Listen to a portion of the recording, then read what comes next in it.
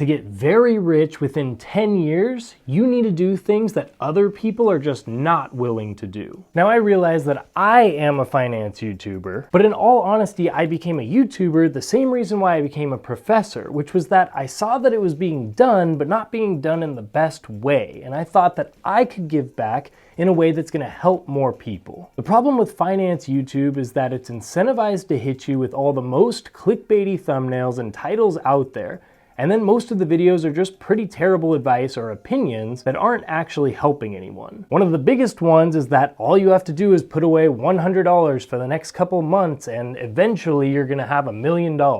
While most people will be able to do this at some point in their life, and while this really will get you to $1 million, it's going to take you about 45 years. So in this video, I'm going to give you 6 tangible steps to get you to be able to invest way more money within 1 month if you take my steps seriously. It's what I've done over the past 15 years and what's changed my life substantially. If you want to get rich for real, there's some things that you have to do, and nobody really talks about that here on YouTube. Well, I made this channel to be different and to help. So today, I'm going to go over what's going to get you actually rich in a time frame that isn't 45 years. I'm Nolan Govea, my students call me Professor G, and I made this channel to make investing simplified. So like I said at the beginning, I am an actual university professor, but I didn't take the traditional steps that normal professors usually do in order to get into academia. The traditional route is that you go to school for a very long time, you learn a lot of book knowledge, you write a lot of papers, and then eventually you can start teaching people this information. What I saw when I was a business student way back when was that a lot of these professors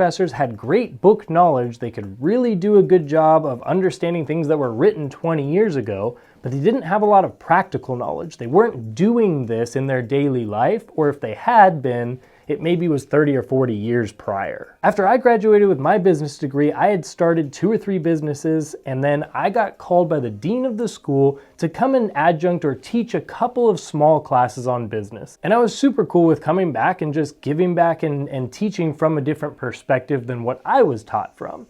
Well, the students ate it up. They loved the idea of somebody teaching them from practical knowledge, something where I taught them about a problem and a solution that I went over yesterday, rather than something that was written about some big company 20 years ago. I also like to give these students a different perspective of how you can do business in a different way, and for the most part, a lot of these concepts can just be simplified. And that led me to YouTube, because a lot of my students said that a lot of the teaching that they're hearing within the classroom could really be helping other people on YouTube, and so they encouraged me to start this channel, and I'm glad that they did. Now, there are some very good finance YouTubers out there, and then there's many, many bad ones. The worst ones have super clickbaity titles and thumbnails, and then they don't follow that up with good information. But I don't want people to get hurt based off of what's being said on these videos. Good YouTubers use a very thought-provoking and exciting thumbnail and title in order for you to want to even click on this, because this platform is emotional. But great YouTubers then follow it up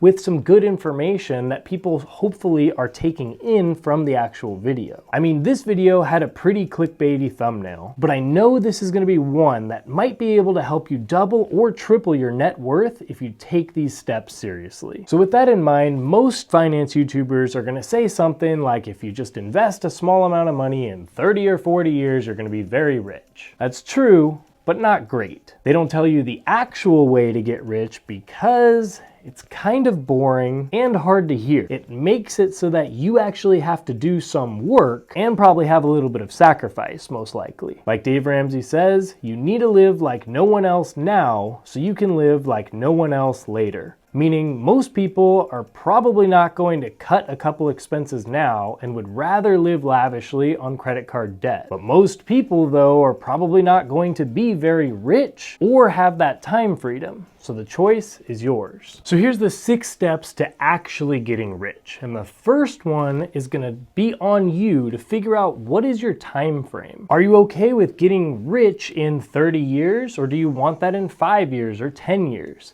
It's very important to understand what exactly it is that you want, because if you want to get rich in 5 years, it's going to take a lot more sacrifice and it's going to take a lot more diligence on your part. Then number 2 is going to be to take an honest assessment of where you're at today. The best way to be able to do that is to build out a budget. And I know that's not the funnest thing in the world, but you just need to basically figure out how much money is coming in, how much money is going out, and where that money is going if it's going out. There's things like rent and utilities and groceries that you kind of have to spend on all the time. But we really want to start focusing on those things that maybe you can cut down on or cut out all the way. Going out to eat lunch or buying new clothes or buying other things really starts to add up, and that's what eats at your ability to be able to make more money down the road. So once you've put together just a basic budget, a basic understanding of how much money's coming in, how much money's going out,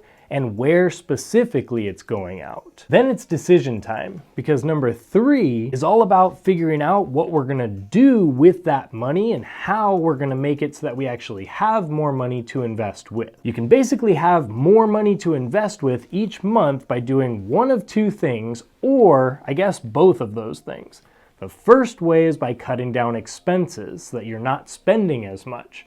The second way is by bringing in more money, increasing your income by having a part-time job or doing a side hustle or something. You could do either of those and that's going to give you a little extra money, and you can do both and that's going to give you a good amount of extra money. Now, spoiler alert, you're not going to get very rich by just investing $100 per month. You will reach some solid numbers through compound interest, but that's going to take you over 45 years. To get very rich within 10 years, you need to do things that other people are just not willing to do. You need to sacrifice now to cut back on some luxuries, and you need to find a way to bring in more money. Then you need to not spend that new money and invest all of it to get it working for you. If you invest $200 per month for 10 years in an ETF that gets you 10%, you'd have about $39,973. If you invest $1,000 per month for 10 years in an ETF that gets you 10%,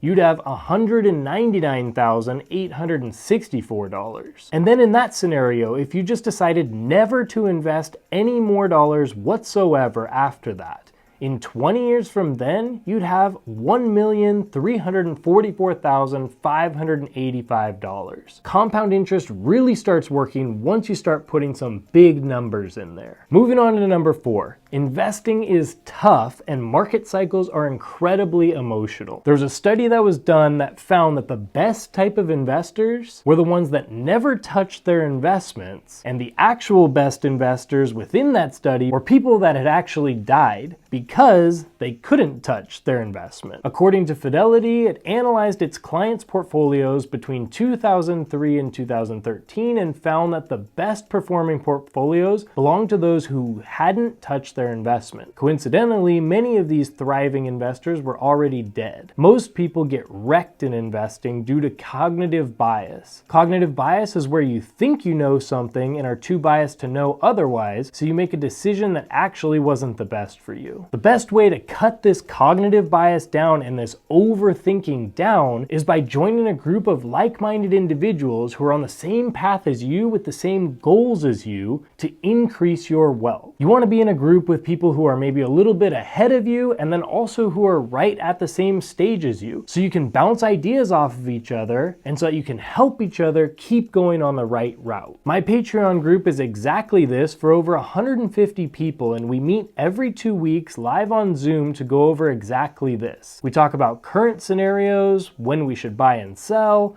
which new investments to look at, and investing strategies for all ages. It's only $20 per month to be a part of this mastermind group, and in 2024, you should highly consider joining. The link is found down in the description of this video, and I hope to see you over there. All right, so number 5. I'm a university professor, and I've devoted over 1,000 hours to learning about personal finance and investing research easily. I can confidently say that I know a lot in this space, and after helping over 250 people last year in one-on-one coaching calls for this specifically, I have a pretty solid handle on what people struggle with and what types of portfolios actually work. Nevertheless, I don't stop researching. I'm constantly looking at new ETFs, company stock that's doing better or worse than last year, new asset classes, and new business opportunities. I feel like I have a duty to you to bring you the most updated and best information. So number 5 is to never stop doing the research. Even when you found it, the perfect portfolio, make sure it's still the perfect portfolio by disqualifying other ETFs that come up. You regularly need to stay in the know because we're talking about your finances here, and that's a huge deal. All right, number 6. It's no secret that the ultimate way to build your net worth and to reach financial freedom all comes down to one big thing. You could find the best ETF or stock and it could go up something crazy like 50% in 1 year.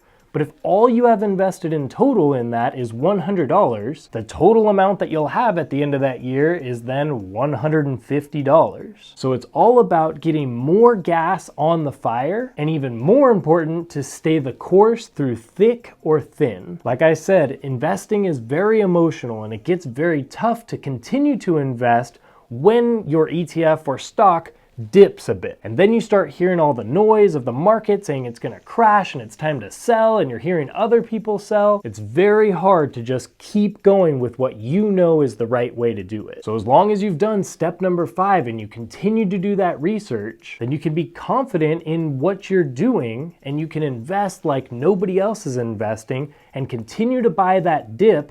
And then you get to buy in at much more favorable prices while everybody else is scared. Last year, there was a whole bunch of noise about SCHD and everyone was talking about selling out of it and how it's dead and how it's not ever coming back. And so I continued to let you know that I'm continuing to buy, and I bought a whole bunch at about the $68 range when it was at its lowest. And now it's up over $76 per share, which means I've made about 15% in 1 year, along with a nice solid dividend on top. Getting rich in investing takes a lot of discipline from you, and then also a lot of discipline to continue staying the course and continue doing what you should be doing. To see exactly what I invest the bulk of my money in, watch this video now to see my 3-fund portfolio that's super simple and absolutely crushing it in 2024. Or watch this one which explains the order in which you should be investing to get very wealthy.